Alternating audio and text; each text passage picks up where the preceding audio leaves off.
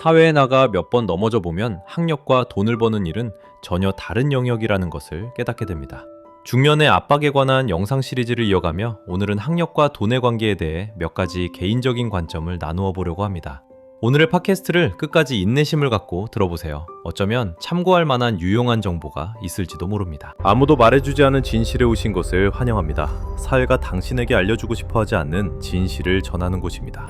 먼저 배움의 본질에 대해 이야기해 보겠습니다.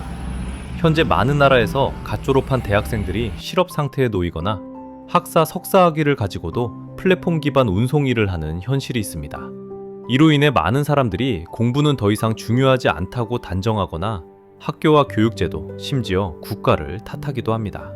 하지만 제 개인적인 생각으로는 이러한 관점은 완전히 잘못되었습니다. 학교의 본질은 돈 버는 방법을 가르치는 곳이 아니기 때문입니다. 돈을 버는 문제를 놓고 보면 사회는 4가지 유형의 사람들로 나눌 수 있습니다. 첫째는 직원, 즉 시간을 팔아 돈을 버는 사람들입니다. 둘째는 의사, 변호사, 과학자, 가수와 같은 전문직입니다. 셋째는 기업을 운영하고 자본을 투자하며 시장과 레버리지를 통해 돈을 버는 사업가들입니다. 넷째는 규칙을 만드는 위치에 있는 특권층입니다. 학교는 첫 번째와 두 번째 그룹을 위한 출구를 보장합니다.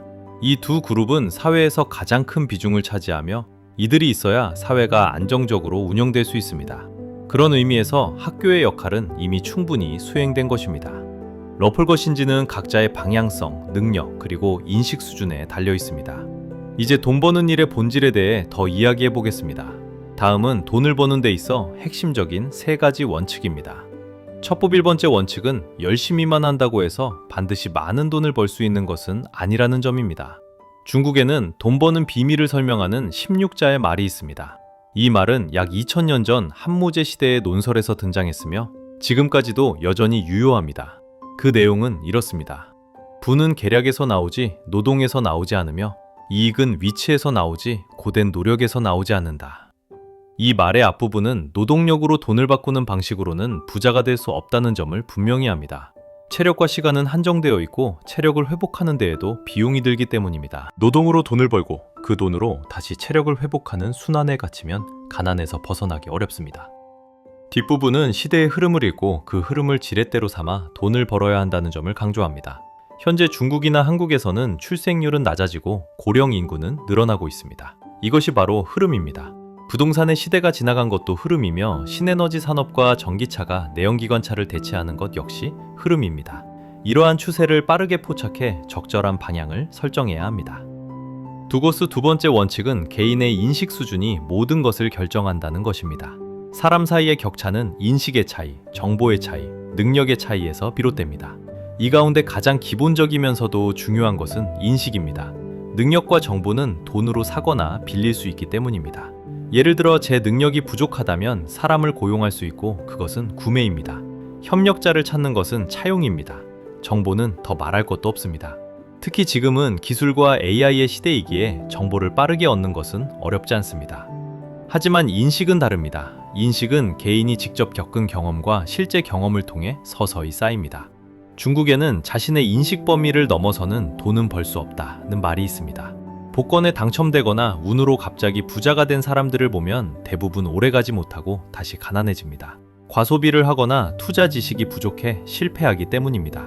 결국 사회는 당신의 인식 범위를 벗어난 돈을 다시 거두어가는 수많은 방법을 가지고 있습니다. 부는 곧 인식에 대한 보상입니다. 3번째 원칙은 기회를 포착하고 타이밍을 잡는 능력입니다.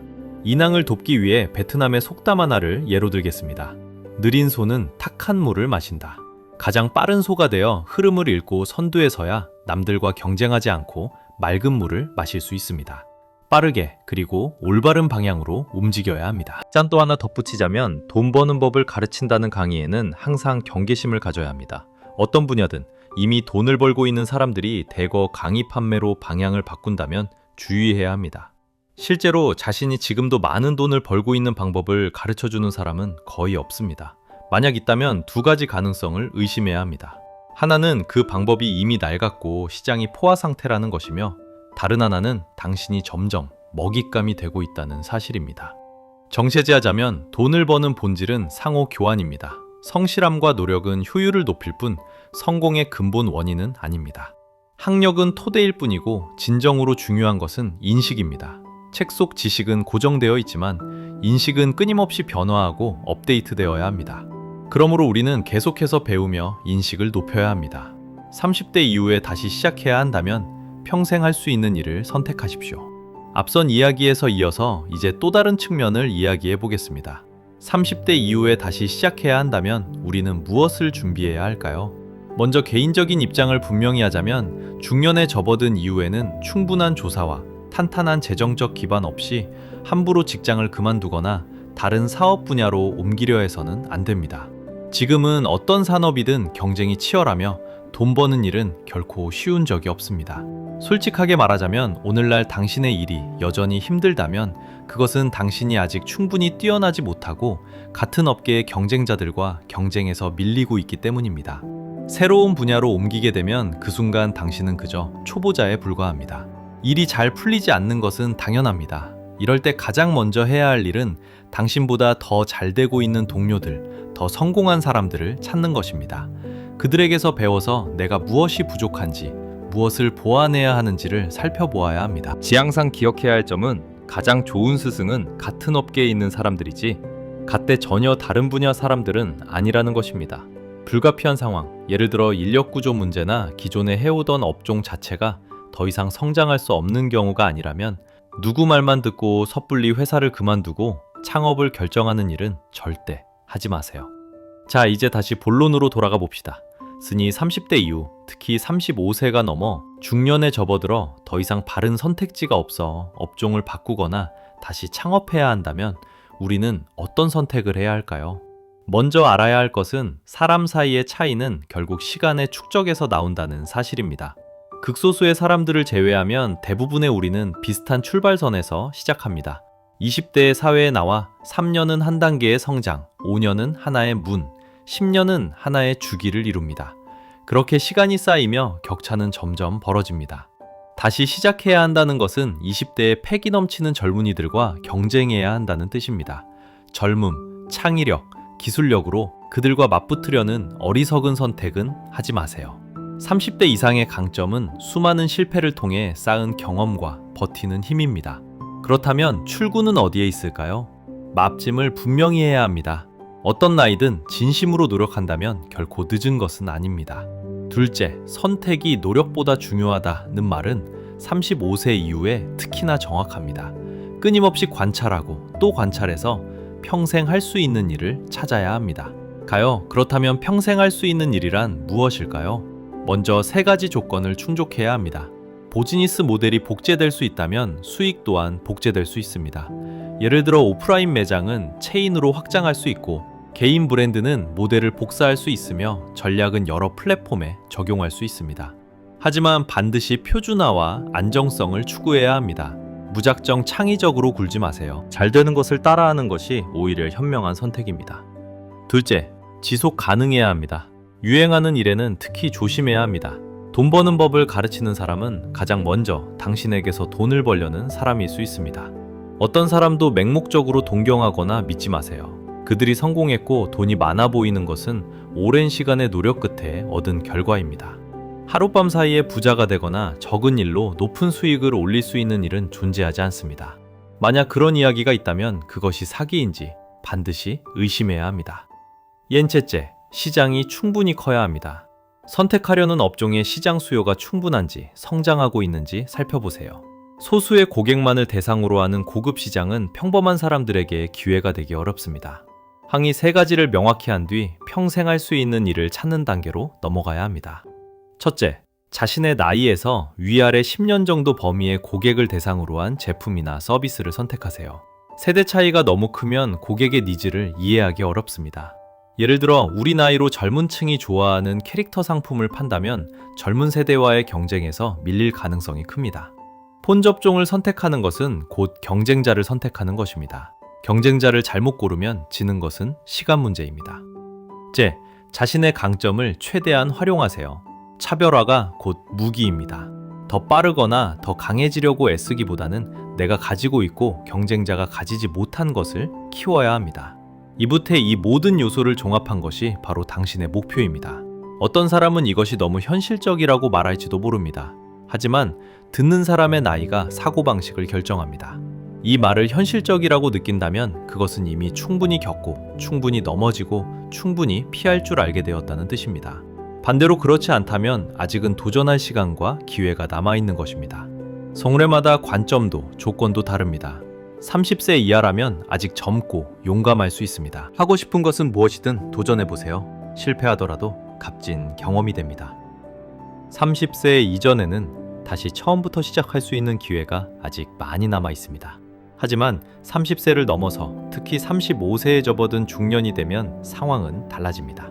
위로는 부모님을 부양해야 하고 아래로는 아이를 책임져야 합니다. 짊어진 책임이 훨씬 무거워집니다. 무엇을 하든 신중해야 하며 젊었을 때처럼 충동적으로 행동해서는 안 됩니다. 조금 현실적으로 사는 것 전혀 나쁜 일이 아닙니다. 좋아하는 말 하나를 전하고 싶습니다. 먹고 사는 기술을 하나 택해 운명을 쌓고 그 힘으로 세상을 뒤집어라. 이제 특히 30대 이후에 많은 사람들을 깨우는 10가지 말을 나누어 보겠습니다. 이것들을 이해한다면 삶은 훨씬 수월해질 것입니다. 첫째, 삶은 즐거워야 합니다. 즐겁지 않게 사는 것은 헛되이 사는 거듯 마태명후 두제마다십이다. 첫째, 삶은 즐거워야 합니다. 즐겁지 않게 사는 것은 헛되이 사는 것입니다. 즐겁지가 않게 보면서 전혀 단무대 초고돌이가 나도와 보겠습니다. 첫째, 삶은 즐거워야 합니다. 즐겁지 않게 사는 것은 헛되이 사는 거되 마태명후 두주마다십이다. 첫째, 삶은 즐거워야 합니다. 즐겁지 않게 사는 것은 헛되이 사는 거되 마태명후 두주마다십이다. 첫째, 삶은 즐거워야 합니다. 즐겁지 않게 사는 것은 헛되이 사는 거되 마태명후 두주마다십이다. 첫째, 삶은 즐거워야 합니다. 즐겁지 않게 사는 것은 헛되이 사는 거되 마태명후 두주마다십이다. 첫째, 삶은 즐거워야 합니다. 즐겁지 않게 사는 것은 헛되이 사는 거되 마태명후 두주마다십이다. 첫째, 삶은 즐거워야 합니다. 즐겁지 않게 사는 것은 헛되이 사는 거되 마태명후 두주마다십이다. 첫째, 삶은 즐거워야 합니다. 즐겁지 않게 사는 것은 헛되이 사는 거되 마태명후 두주마다십이다. 첫째, 삶은 즐거워야 합니다. 즐겁지 않게 사는 것은 헛되이 사는 거되 마태명후 두주마다십이다. 첫째, 삶은 즐거워야 합니다. 즐겁지 않게 사는 것은 헛되이 사는 거되 마태명후 두주마다십이다. 첫째, 삶은 즐거워야 합니다. 즐겁지 않게 사는 것은 헛되이 사는 거되 마태명후 두주마다십이다. 첫째, 삶은 즐거워야 합니다. 즐겁지 않게 사는 것은 헛되이 사는 거되 마태명후 두주마다십이다. 첫째, 삶은 즐거워야 합니다. 즐겁지 않게 사는 것은 헛되이 사는 거되 마태명후 두주마다십이다. 첫째, 지않게 사는 것은 헛되이 사는 것과 다르지 않습니다. 한 사람의 인생은 대략 3만일 남짓입니다. 스스로를 너무 괴롭히지 마세요. 상에서 가장 중요하게 신경 써야 할 것은 3가지뿐입니다. 돈, 건강, 그리고 자신의 내면입니다. 즐겁게 사는 비결도 단순합니다. 이 3가지만 기억하세요. 중요하지 않다, 필요하지 않다, 그 정도는 아니다. 마음이 고요해지면 바깥 세상도 함께 가라앉습니다. 자신에게 너무 많은 압박을 주지 마세요. 압박이 항상 다이아몬드를 만드는 것은 아닙니다. 두 번째 말, 복입니다. 효도는 의무가 아니라 인생과 사회, 그리고 부모님이 우리에게 마음을 닫고 덕을 쌓을 기회를 주는 것입니다. 부모님이 계시면 돌아갈 곳이 있지만 부모님이 돌아가시면 남는 것은 돌아가는 길뿐입니다. 그 누구도 바꾸거나 깨우치려고 애쓰지 마세요. 완벽한 사람은 없습니다. 각자는 결핍과 어려움, 그리고 서로 다른 삶의 방식을 가진 자신만의 인생을 살고 있습니다. 조언은 할 수 있지만 절대 강요해서는 안 됩니다. 네 번째 말, 시분노는 관용이 부족해서 생기고 질투는 실력이 부족해서며 우울은 나약함에서 나오고 불안은 침착함이 부족해서 생깁니다. 평온하고 단단한 마음가짐을 가져야만 모든 시비를 넘어설 수 있고 모든 이치를 꿰뚫어 볼 수 있습니다. 다섯 번째, 말. 어느 경지에 이르면 주변 사람들에게는 선악도 없고 옳고 그름도 없다는 것을 알게 됩니다. 단지 주파수가 맞지 않아 선택과 행동이 다를 뿐입니다. 이를 이해하면 받아들이는 법을 배우고 더 너그러워질 수 있습니다. 여섯 번째, 말. 착하게 살되 단호함을 함께 지니세요. 부처와 함께하면 가사를 입고 귀신과 함께하면 종이 옷을 입는 법입니다. 필요할 때는 단호하게 선을 긋고 어디까지가 넘어서는 안 되는 경계인지 분명히 보여줘야 합니다. 사람들은 솔직한 사람을 좋아하지만 지나치게 솔직한 사람을 존중하지는 않습니다. 당신의 선함이 약점이 되게 하지 마세요. 7번째, 말. 사람을 쌓으면 어떤 역경도 풀어낼 수 있습니다. 개인적으로 저는 인과응보를 믿고 아마 여러분도 그럴 것입니다. 오늘 많은 선행을 했는데도 바로 복이 오지 않더라도 걱정하지 마세요. 언젠가 어떤 순간에 어떤 상황에서든 복은 찾아오며 때로는 몇 배로 돌아옵니다. 그 복은 나 자신뿐 아니라 주변 사람들에게 돌아가기도 합니다. 시부모가 며느리를 잘 대해주면 훗날 딸이 다른 집에 시집가서도 사랑받게 되는 법입니다. 8번째, 말. 시간은 모든 상처를 치유합니다. 아무리 큰 일이라도 아무리 심각해 보여도 대략 3년이면 지나갈 수 있습니다. 일이 생겼다고 너무 두려워하지 마세요. 두려움은 아무것도 해결해 주지 않습니다. 차분하게 마주하세요. 결국 모든 것은 지나갑니다. 미래의 마음가짐으로 현재의 일을 바라보면 훨씬 수월해질 것입니다. 9번째, 말. 이 센생에서 진정으로 깨닫는 순간은 언제일까요? 저달았을 때, 결혼이 무너졌을 때, 죽을 고비의 병을 겪었을 때, 사업에 실패했을 때, 생이별과 사별을 경험했을 때입니다. 그때 비로소 인생이 무상하다는 것을 알게 됩니다. 모든 일은 시련이자 우리를 성장시키는 과정입니다.